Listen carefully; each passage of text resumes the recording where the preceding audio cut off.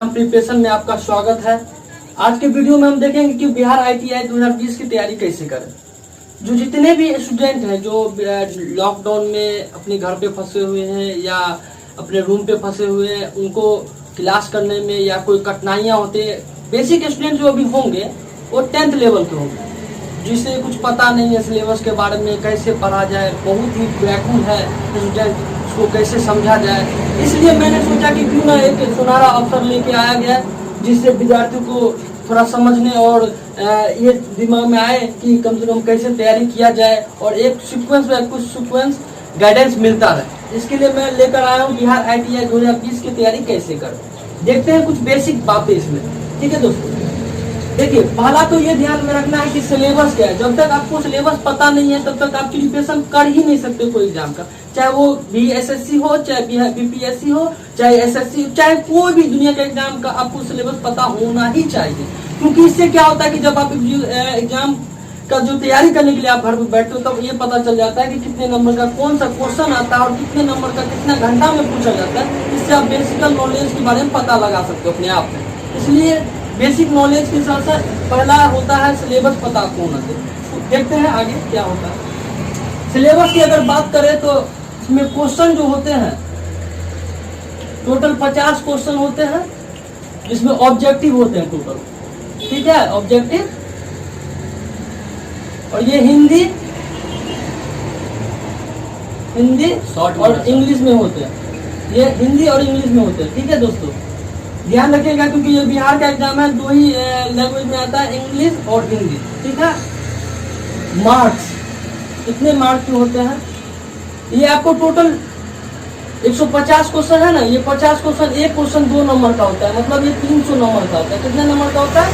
300 number का होता है। ध्यान रखिए। निगेटिव मार्किंग, कितने दोस्तों का ये होता है ना कि वो सोचते हैं कि निगेटिव मार्किंग है या नहीं है, इसके लिए भी थोड़ा डर पैदा होता है उनके अंदर, वो भी मैं बता देता हूँ।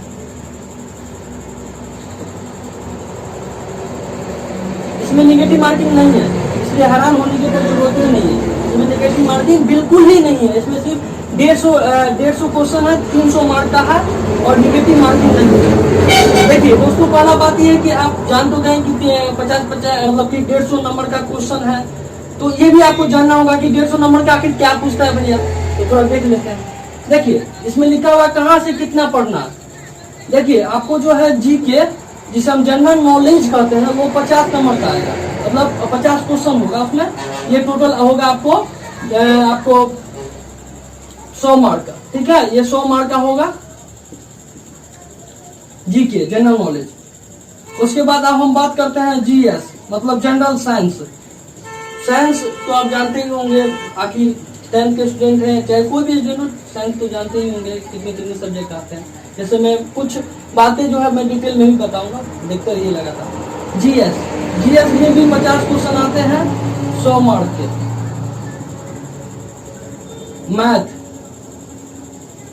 मैथ भी 50 क्वेश्चन आते हैं 100 मार्क के। टोटल 300 मार्क हो गया। समझ में? 150 क्वेश्चन आता है 300 मार्क का, 50-50 नंबर का 3 पार्ट में डिवाइड है, तो आप देख रहे हैं। ठीक है दोस्तों, तो अब इतना तो हमें लगता है कि आप समझ गए होंगे। आगे हम चलते हैं, तैयारी कैसे करें और कैसे करना।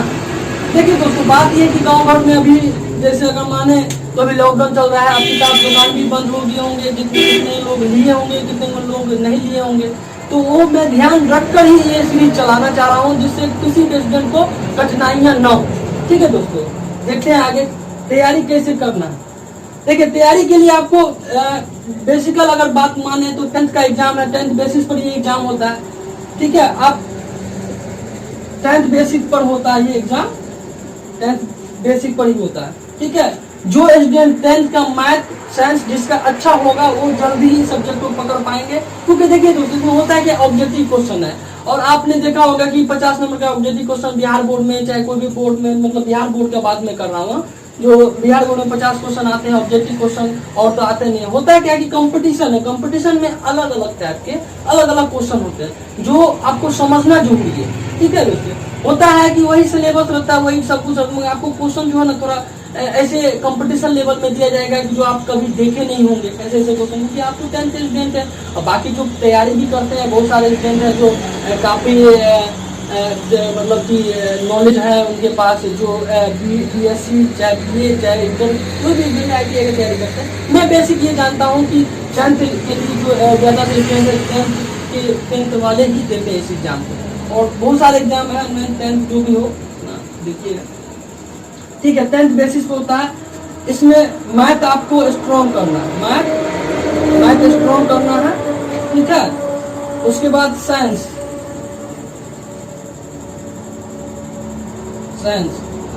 जिसका स्ट्रॉन्ग होगा, जैसे विज्ञान जिसे करते हैं साइंस में आपको टोटल जो है बेसिक आपको किताब बुक है तो बुक से पढ़ लेंगे तो बेहतर है, नहीं तो आपको लुसेंट पढ़ना होगा, लुसेंट GS वाला या लुसेंट सब मिला के वो मतलब होगा, वो भी अच्छा है, ठीक है। साइंस पढ़ना होगा। एक SPD आता है रेलवे वाला, उसमें जो है आपको पता होगा कि आप तो जानते होंगे या नहीं जानते मुझे नहीं पता, पर SPD का रेलवे वाला होता है जिसमें ऑब्जेक्टिव क्वेश्चन रहता है, उसको पढ़ना आपको जरूरी रहता है, क्योंकि उसमें क्या होता है कि हर तरह के क्वेश्चन जो GS के होते हैं वो बहुत ही अच्छा डिफाइन करके दिया रहता है इसको किताब में, ठीक है। तो ये आपको देखना जरूरी है। उसके बाद अगर हम बात करते हैं बेसिक बुक के बाद कंपटीशन में अगर हम जाएं तो RS अग्रवाल एक बुक होता है, ये आपको पढ़ना है, लुसेंट पढ़ना है और SPD रेलवे पढ़ना, ठीक है। होता क्या कि एक विविध आपने सुना होगा क्वेश्चन कितने भी मतलब कि एग्जाम में देखा, तो हम कहाँ थे बुक जो SPD रेलवे बुक होता है उसमें अलग अलग क्वेश्चन अलग अलग टाइप के भी होते हैं। ये हो गया बेसिक बात है, आपको बेसिक जो आपके घर पे होना चाहिए, बेसिक बातें हैं जो आपके होना चाहिए। देखिए दोस्तों, पहला बात ये है कि आप हमारे राइटिंग पर मत जाइए, ठीक है। राइटिंग पर आपको जाना नहीं है, आपको ये समझना है कि मैं बतला क्या रहा हूँ, मैं पढ़ा क्या रहा हूँ, क्या समझा रहा हूँ, इस पे मेन आपका फोकस होना चाहिए। बाकी ये क्या राइटिंग कैसा वो आपको ध्यान नहीं देना, बस इतना ध्यान देना कि मैं बताना क्या चाह रहा हूँ, ठीक है। तो ये बेसिक बुक है जो आपके पास होने चाहिए, आपके पास होने चाहिए बेसिक बुक। नहीं भी है तो मैं हूँ, कोई दिक्कत नहीं। टाइम मैनेजमेंट, देखिए दोस्तों, आपको पहला बात तो ये है कि आपको मोटिवेट रहना होगा। आपको कोई एग्जाम निकालने के लिए पहला बात है कि आपको उस पर फोकस देना होगा कि भैया हमको ये एग्जाम निकालना है तो निकालना है, चाहे किसी भी हालत में कोई निकालना है, ये आपको होना चाहिए। होता है कि लॉकडाउन का समय है, इसमें कि यार कैसे तैयारी करूँ, फिर मन लगता है फिर मन नहीं लगता है। इस बात को आपको एकदम ध्यान रखना होगा कि हर दम को मोटिवेट रखना, हमको 1 घंटा पढ़ना है मगर रेगुलर पढ़ना है। क्या पढ़ना है? 1 घंटा पढ़ना है मगर रेगुलर पढ़ना है, रोज पढ़ना है। ये नहीं है कि आज मैंने 4 घंटा पढ़ा, कल 2 घंटा पढ़ा, कल परसों 1 घंटा पढ़ा, मैंने छोड़ दिया, फिर मन नहीं लग रहा फिर छोड़ दिया। रेगुलर मोटिवेट रहना है, 1 से 2 घंटा रेगुलर पढ़ना है।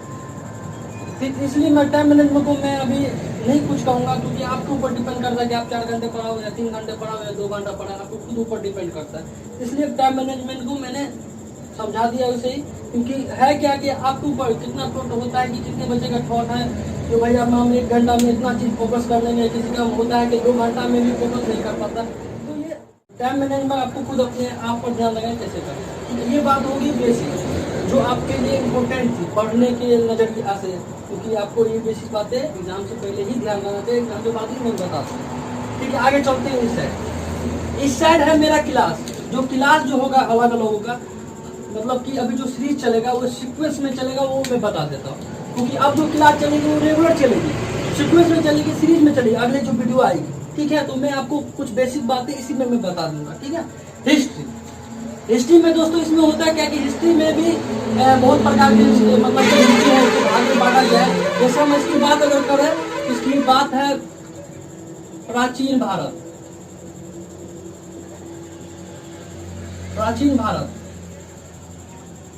मध्य भारत, मध्य भारत या मध्य इतिहास बोलिए, सब चलेगा। उसके बाद आधुनिक भारत। दोस्तों मैं फिर कह रहा हूँ, राइटिंग पर मत जाइएगा, मैं जो बता रहा हूँ उस पर ध्यान दीजिएगा। आधुनिक भारत या आधुनिक इतिहास कहिए चाहे भारत कहिए, कुछ फर्क नहीं पड़ता है। बस इतना है कि आपको ये समझ में आना चाहिए कि हम क्या बता रहे हैं। ठीक है, ये इतिहास है, सब। तो ये 3 भाग हो गए। इसमें भी जो होता है विश्व इतिहास पूछा जाता है, विश्व इतिहास। विश्व इतिहास या भारत बोलिए, भारत तो नहीं बोलना क्योंकि विश्व का हो जाता, विश्व इतिहास। जैसे कि विश्व इतिहास में पूछा जाता है रूस क्रांति कब हुआ, फ्रांस क्रांति कब हुआ, ये सब क्वेश्चन आते हैं विश्व इतिहास में। ये सब जो है आपको सिलेबस में पढ़ना होगा। इससे कुछ क्वेश्चन आते हैं 5 से 6, इससे कुछ आते हैं 4 से 5, इससे कुछ आते हैं 3 से 4, ऐसे क्वेश्चन आते हैं। तो ये जो सीक्वेंस है आपको बराबर देखते चलना है, रेगुलर करते चलना है, क्योंकि बात यह है कि आपको जीके का जो भी सब्जेक्ट है मैं रेगुलर करते चलूंगा, उसके बाद में जीएस पे रहूंगा, क्योंकि सीक्वेंस से ही करता है। ये सब क्वेश्चन होता है क्या कि आपको कुछ ज्यादा पढ़ने की जरूरत है, 5 से 6 क्वेश्चन यार कोई भी ऑब्जेक्टिव देना हो जाए, मगर मेरी एक इच्छा रहती है कि आपको बेसिक समझ में आ रही है। जब तक आपको बेसिक समझ में ही नहीं आएगा तो समझिएगा कहाँ से कि मौर्य कौन था, हर्ष कौन था, चाहे कोई भी मतलब कि बौद्ध धर्म क्या है, जैन धर्म क्या है, ये सब आप समझिएगा ही नहीं, तो फिर ऑब्जेक्टिव ध्यान में रख के करिएगा क्या, तो इसको बेसिक समझ में आपको, ठीक है। अब पॉलिटी में आते हैं। पॉलिटी में तो राज्य व्यवस्था आप जानते ही हैं,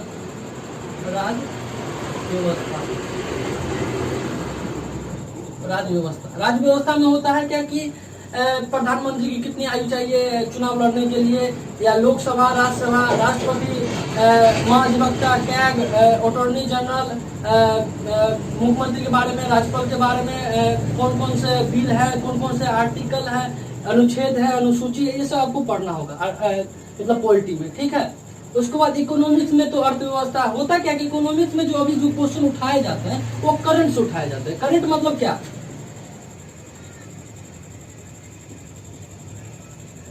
करंट में जैसे कि अभी कोरोना वायरस चल रहा है तो कोविड-19 का कौन सबसे पहला वैक्सीन मतलब निकाला है या कोई निकालेगा, चाहे ऐसे कोई सवाल होते हैं, कहाँ पे नया नया ऐप लॉन्च किया गया है, किस जगह सबसे ज्यादा खतरा है, ये सब क्वेश्चन पूछे जाते हैं। कुछ कुछ बेसिक क्वेश्चन जो है वो इकोनॉमिक्स से कनेक्ट करके करंट में पूछे जाते हैं। जैसे कि अभी टिड्डियों का हमला हुआ था, उसके लिए कौन सा छिड़काव किया गया, ये सब क्वेश्चन पूछा गया। अभी मध्य प्रदेश में एक जो एक केमिकल है वो विस्फोट हुआ है जिससे कुछ आदमी की मौत हो गई है, ये सब क्वेश्चन पूछे जाएंगे।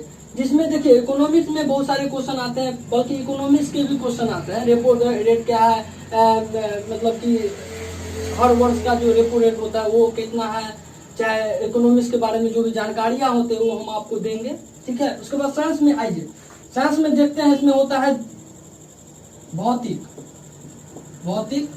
विज्ञान, जिसमें हम फिजिक्स कहते हैं इसको, रसायन इसको हम केमिस्ट्री कहते हैं, बायो इसको कहते हैं जीव विज्ञान।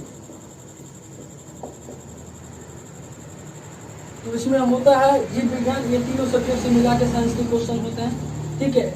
और इसमें अगर हम बात करें अगला सब्जेक्ट की तो हम छोड़ चुके हैं, थोड़ा मिस्टेक हो गया है, देख लेते हैं। 5वां भूगोल,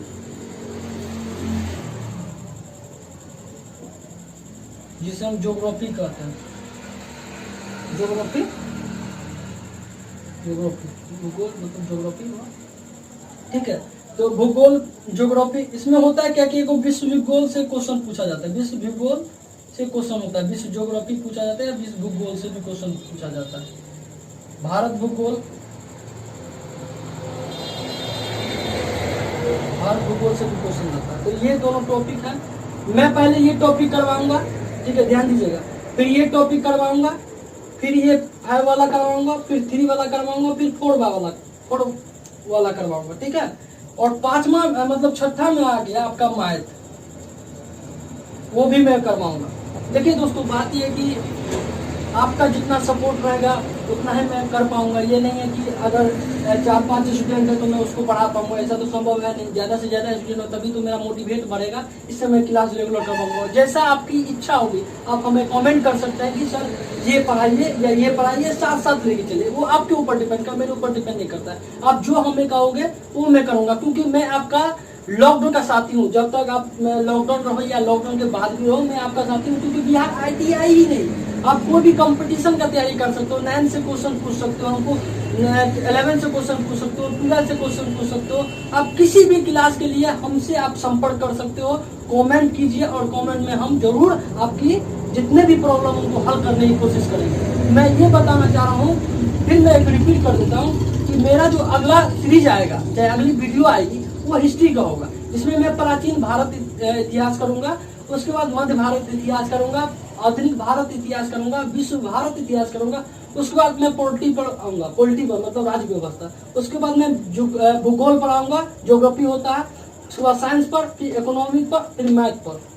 ठीक है दोस्तों, वो आपके ऊपर डिपेंड करे आप कैसे हमें कहोगे। ठीक है, तो चलते हैं, विदा लेते हैं। इसी के लिए आपको अगर वीडियो मेरा अच्छा लगा तो लाइक करें, सब्सक्राइब करें, कमेंट करें, कमेंट करके बताएं जरूर कि वीडियो कैसा लगा, तभी तो मेरा मोटिवेट बनेगा कि भैया आगे ये क्लास इनको देना है, क्योंकि उनको तो पढ़ने में थोड़ा मजा आता है। तो आपके कमेंट से ही हमको पता चलेगा कि आपको पढ़ने में मजा आ रहा है। ठीक है दोस्तों, तो चलते हैं, फिर मिलेंगे एग्जाम प्रिपरेशन में।